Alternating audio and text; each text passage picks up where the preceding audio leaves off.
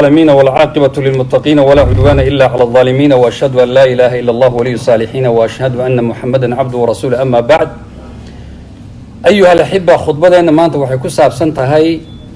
وعن كسو هذا اللي هذا كهر مرحلة اللي هذا مراهقة وحلقان عرورته ودحيا لبيو تبنجر إلا يكوبيا لباتن تقريبا وعن كهذا اللي علاج كمرحلة وحي اللي بده وين لها هدي أتفهم ويدو waxaan rabnaa inaan maanta ka hadalno su'aal aan isweydiino maxaad rabtaa inuu noqdo ilmahaagu jawaabtu si degdeg ah waxay noqonaysaa waxaan rabaa ilmo qawi ah oo xoog badan oo yani xoog kama wado jirka laakiin qawiya shakhsiya oo ah ilmo muwaadib salaada ku fiican ee soonka ku fiican ee ihsaan badan quraanka yaqaana daraasada ku wanaagsan laakiin waxa la arkaa marar badan si degdeg ah ayuu ilmuhu aad u arkay ilmihii quraanka xifdiyay oo fiicnaa oo suuqa durba galay wadamada carabta iyo hadaad aragtaan arday baa la soo diraa laga yaabo inay meel fiican ku soo tarbiyoobeen ee wadanka islaamka lagu soo tarbiyay wadankan daraasa loo keenaa sidaada u yimaadaan waxaad aragtaa iyagoo akhlaaqiyan ee maartay halaabay baad aragtaa طيب marka waxa la yiraahdaa tarbiya ahaan waxa ugu fiican inaan dhisno ilmo qawi ah oo nafsiyan i'tizaaz bid-diini ku xoog badan maxaa laga wadaa rasuulka sallallahu alayhi wa alihi wasallam wuxuu ka hadlayay khiyaarukum fil jaahiliya khiyaarukum fil islam ila faqihu dadka waagi jaahiliga ugu fiicnaa ba islaamkana ugu fiican haday wax fahmaan طيب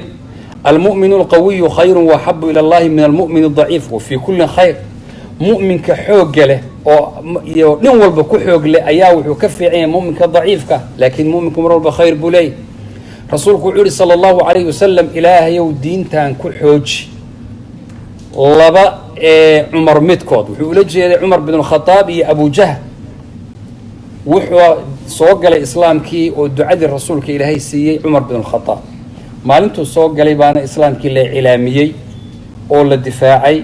oo wixii xumaa oo dhan laga ka leexday طيب هذا سيدين كسو صارنا علم قوي وحال إلى صدح الرموض هدي اللي هلو وحيد لسان علم حوق اللي هو قوي وحسك الدفاعي كان صدح الرموض وكلنا ويعاونا يعني صدح الرموض نوحات صور استوردن ببربرين يعني صدح ذا الرموض ولا الربعين اللي جاي العرورتين وحاكم إذا كرامة ضوضة إن لا إلاليه الكرامة كرامة وحوي علمه إلهي سبحانه وتعالى ضد كان قفل بمركب الشيء حرب وها ربنا وحوله ولقد كرمنا بني آدم وابن كرامين بدتك وضد مكرم أو قفك وكرامي سيء كرامة محامر كلو ترترا وحلو ترترا وحل إلى هذا ضربك يدل إن الماء وجيسته كرامة دي بدأ وعيسى بدل كذا وحال ربع الرحمة ينحريس إن سميس وحل إلى هذا صراخ يا قيلو waxa la yiraahdo in canaanta tiro badan inaad canaanta bedelkeed waxa la yiraahdo amaan u jeedi wala fiirso hadaad amaanto waa isbedelaya rasuulka sallallahu alayhi wasallam Abdullah ibn Umar ba waxa loo sheegay inuusan habeenkii salaatul leil u soo kicin wuxuu rabay inuu bedelo oo uu tukado wuxuu yiri ni'ma ar-rajulu Abdullah law kana yaqumu bil-layl dad waxa ugu fiican Abdullah ibn Umar haduu habeenkii tukan lahaa naafic wiilkiisa abaa wuxuu yiri habeenka kadib Abdullah ibn Umar wax yar buu waaga inta ka dambeysay saxan jir habeenkii kalimadii baa wanaagsaneed baa badish طيب loomka iyo canaanta inta ku sameyn Anas bin Malik radiyallahu anhu baa wuxuu leeyahay 10 sano baan rasuulka u khidmeynay sallallahu alayhi wasallam 10 sano u khidmeynay shay aan sameeyay maxaad u sameysay ma oran waxaan sameyn waayayna maxaad u sameeynin ima oran sallallahu alayhi wasallam waxa kamida arinta labaad oo ilmo xoog leh marka hadaad karaamo siiso ma arag hadaad ilmaha hada canaanato ama aad disho sidoo ilmuhu isu galaayo sida uu noqonayo cadaawada uu ku bilaabayo uu iska ka xidhxidhaya xitaa inuu wax ka dhageysto damba maro arinta labaad waxa way al-hayaa xishood inaan ku xoojino inay xishoodaan wal hayaa shu'batun min al-iimaan وقيب كمية إيمان كوي حشود سيدان حشود كإسجان xoojina laba arrimood baa lagu xoojiyaa koow arrimihii wax dhaawacay hadda tahdiidka iyo qaylada iyo canaanta oo laga daayo iyo xusni iyo wanaag in lagu la dhaqmo wanaag tiro badan in la tuso. waxaa la yidhaahdaa haddii aad qofka ixsaan u samayso, u fiirsada, haddaad sideedaba ruux ixsaan u samayso wuu kaa xishoonaya. haddaad marka ilmahaaga ixsaan iyo wanaag u samayso walacalla inuu kaa xishoodo ood aragto, xishoodku marka wixii uu ka joogaya. ayib, arrinta saddexaadna waa tasaamux, inaad saamaxaadda barto, in wax la saamixi karo, in wax la iska dhaafi karo, in la cafin karo oo qofka la cafiyo. walidaalika rasuulku sal allahu alay slam u fiirso markuu soo ururiyey nimankii maka markii la furto oo quraysh oo la dagaalamaysa oo magaaladiisii ka saartay oo dhibi jireen oo saarta u geli jireen oo asxaabtii waaweynaad laayeen, markuu isu keenay wuxuu yihi idhabuu fa antum mutlaqa, orda iska taga, waa laydin sii daaya maanta, laydin iska bax. qofka rasuulku wuxuu yihi sal alla alay slam qawiga ahi ma aha kan dadka legda, bal waa markuu xanaaqo naftiisa celin kara. maxaa lagu tilmaamay muminiinta sifaadkooda? waalkaadimiina algayda waalcaafiina can innaas. waa qof wax cafin kara. marka cafi qiimahaas waa inaad ku xoojiso ilmahaaga inuu cafin karo. walidaalika qofka wax cafin karaayay oo samaaxadaa samayn karaayay waa qofka xooggala weeyaan. qofka aan xoogga lahayn waxba ma cafin karo, wax walba isagoo loo ordi baad arkaysaa. ayib, tusaale haddaan ka soo qaado, social mediaha maanta waa la isku caayaa, dad badan baa lagu aflagaadeeyaa. haddaad arta qofkii oo qof walba u jawaabay, nin baa maalin dhawood wuxuu dhahayay anugu qofna ma dayn karaba, qofkii iga hadla commenty yar haddii la bixiyo waa inaan ka hadlo. haddaad tirahda 1000 qof oo commenty kaa bixiya baad walba u jawaabi ka war, adigana waad ku dhex wareeri, maalinta dambe adoo maryaha tuurtaa lagu arkaya. waa inaad qofku uu wax cafin karo, uu dhaafi karo. ayib, 3 arrimood oo caawin baa jira arrimahaas. waxaa ka mid a ilmaheenna inaan barno inay saaxiibu basma adduunkan in wax looga tago, inay noqdaan wax la xusi karo, sifo iyo tilmaan lagugu xusaa inay jirto. rasuulku markuu lahaa sal alla alay slam idaa maata ibnu aadam inqataca camalu ila min 3. hadduu qofku dhinto acmaashiis waa dhammaan 3 arrimood moogi: sadaqa loo bixiyey, cilmi wanaagsan iyo oo uu ka tago qofkaas dadka bari jiray, iyo walad ilmo fiican oo saalixa. marka inuu qofku adduunkan wax uga tago, sadaqadii, ixsaankii, wanaaggii inaad ku tarbixiso. arrinta labaad, inuu sifo lagu xusuusta yeesho. asxaabu rasuulillahi waxaan sheegnay markaad u laabataan ood siirada aqrido, qof walba oo saxaabta inta badan ka mid a arrin gaara lagu xusuusan jira. maala haddii shajaacada, geesinimo iyo cadaalad banaankaa la sidin dad xukumaya oo haddana jidkaa seexanaya oon qofna taabanayn, cumar bin khadaab baa radia allahu canhu wa arda. xishood, qof malaa'igtii ilaahay ka xishooto, cuhmaan binu cafaan buu ah. ayib, qof amiinu hadi lumma, ummaddan oo dhan marka intay qolo u timid rasuulka yidha nin amiin a noo soo dir. wuxuu yidhi waxaan idiin soo dirayaa dadka qofka ugu ammaano badan waa abu cubayda caamir binu jaraax buu soo diray rasuulku sala allahu calay wasalam. xalaal iyo xaraam yaa u yaqaana wuxuu ahaa mucaad ibnu jabal. yani fiiri, nin saxaabi walba wax gooni ah oo lagu yaqaana ayuu lahaa. sifada kaloo la raba inaad taa caawin aad ku samayso waxaa ixsaanka iyo samafalka, inaad ilmahaagu ay bartaan. waxaa la yidhahdaa qofku haddii uu ixsaanka wax alla wixii aad ku samayso ka shallaayi maysid, adduun iyo aakhara toona. xitaa aakhara marka la tago, dadku markay nidaamoonayaan oo qoomamoonayaan oo shallayto ku jiraan, qofka ixsaan samayn jira ma shallaytoonayo. aw taquula xiina tara alcadaaba low ana lii karatan fa akuuna min almuxsiniin. min almuttaqiin lama odhan, min almusalliin lama odhan, waxuu leeyahy muxsiniin. ayib, 3 arrimoodoo ugu dambaynta tirtiri baa jira waxaan sheegnay. midi waa tartanka munaafasada la galo. sideedaba munaafasada iyo tartanku waxaa la yidhahdaa wax qurux badan ma aha umuurta adduunka oo dhan marka la fiiriyo. umuur alaakhira wa fii dalika falyatanafas ilmutanaafisuun, waa jiraa tartanka, wixii fiican waa loo tartamaa. laakiin umuur adduun rasuulku uu ka hadlay sala allahu calayhi waali wasalam. wuxuu yidhi waxaan idinka baqi mahayo faqri iyo gaajo, laakiin waxaan idinka baqi inaad adduunyadan ku tartantaan oo aad tanaafus gashaan ood halaagsantaan si ay ummadihii hore ugu halaagsameen. ayib, waxaa kale qiimatu raqam waaxid baa la yidhaha, iyadoo waa wax tirtirta. raqam waaxid, dadkan haddii tartan hadda aan galo, xitaa musaabaqat lqur'aan alkariim baan usoo qaadanay mihaal. musaabaqaadka marka la gelaayo oo tartan la samaynaayo, haddii aan soo dejino macaayiir ah number 1 iyo 2 iyo 3 qofkii helabaa wax la siin.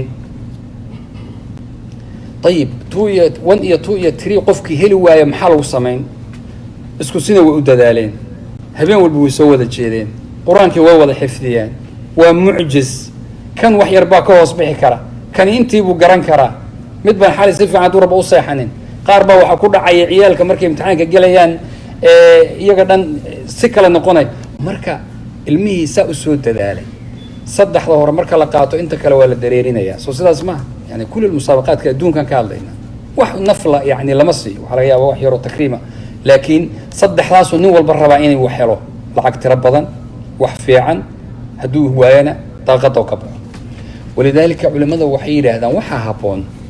in macaayiir iyo criteria intii la dejiyo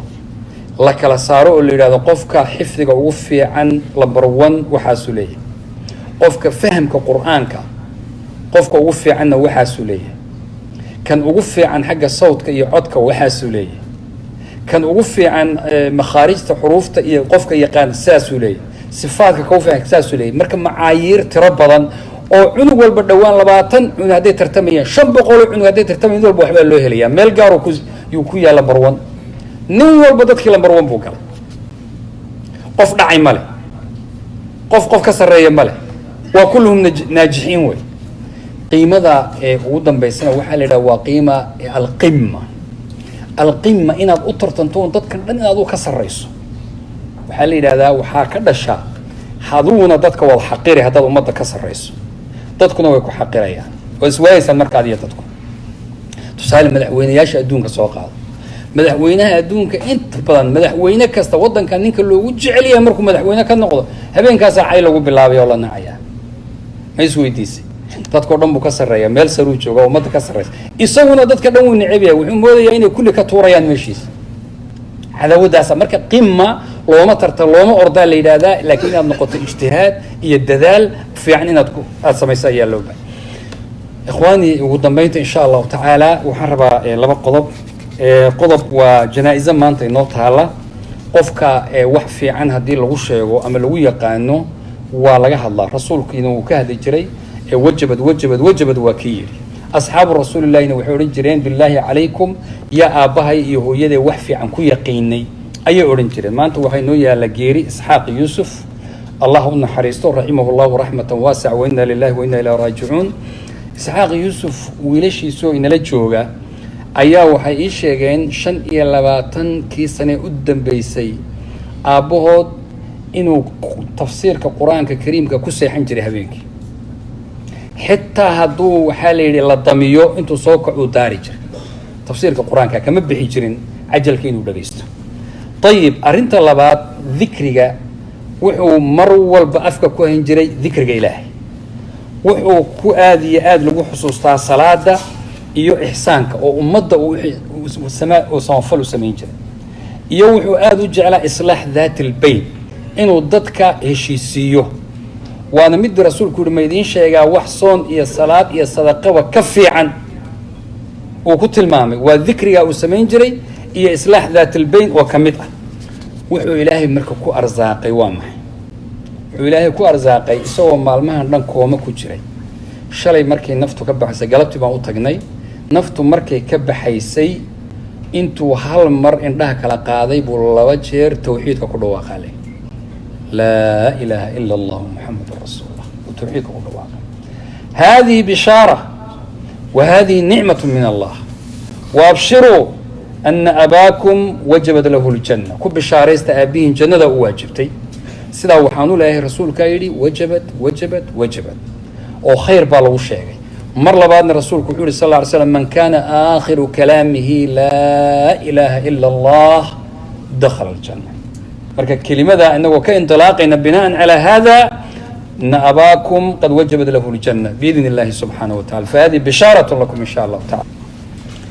أيها المصلون صلوا وسلموا على من أمرتم بالصلاة والسلام إن الله وملائكته يصلون على النبي يا أيها الذين آمنوا صلوا عليه وسلموا تسليما اللهم أعز الإسلام والمسلمين وأذل الشرك والمشركين ودمر أعداءك أعداء الدين يا رب العالمين ربنا آتنا في الدنيا حسنة وفي الآخرة حسنة وقنا عذاب النار اللهم أرنا الحق حقا وارزقنا اتباعه وأرنا الباطل باطلا وارزقنا اجتنابه يا رب العالمين اللهم إنا نسألك الهدى والتقى والعفاف والغنى اللهم اغننا بحلالك عن حرامك وبطاعتك عن معصيتك وبفضلك عن من سواك. اللهم اقسم لنا من خشيتك ما تحول به بيننا وبين معصيتك، ومن طاعتك ما تبلغنا به جنتك، ومن اليقين ما تهون به علينا مصائب الدنيا، ومتعنا بأسماعنا وأبصارنا وقوتنا ما أحييتنا، واجعله الوارث منا، واجعل ثارنا على من ظلمنا، وانصرنا على من عادانا، ولا تجعل مصيبتنا في ديننا، ولا تجعل الدنيا أكبر همنا ولا مبلغ علمنا، ولا تسلط علينا بذنوبنا من لا يخافك فينا ولا يرحمنا. اللهم لا تدع لنا ذنبا إلا غفرته، ولا هما إلا فرجته، ولا دينا إلا قضيته، ولا مريضا إلا شفيته،